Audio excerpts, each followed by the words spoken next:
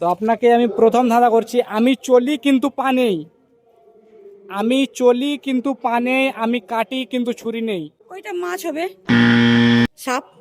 তাহলে কি হবে? তাহলে তো আমি বলতে পারছি না। কি বলতে পারলে 30 টাকার ফুচকা, বলতে তো আর না বলতে পারলে একটা সান্ত্বনা পুরস্কার 10 টাকার ফুচকা।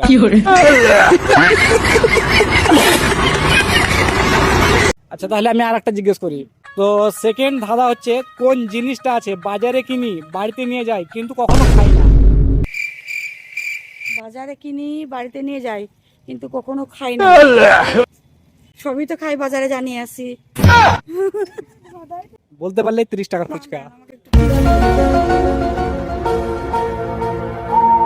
খাই তো সব জিনিসই, কি খাই না?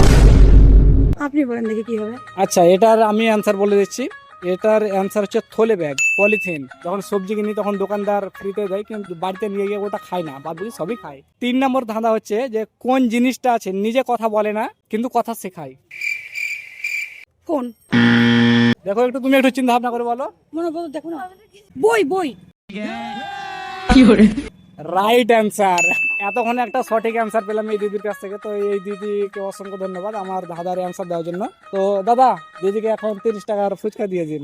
তো যাই হোক, আমার এই ভিডিওটি ভালো লেগে থাকলে লাইক, কমেন্ট, শেয়ার, সাবস্ক্রাইব এবং আমার পেজটাকে ভালোভাবে ফলো করে দাও। টাটা, বাই বাই, নেক্সট ভিডিওতে আবার দেখা হচ্ছে।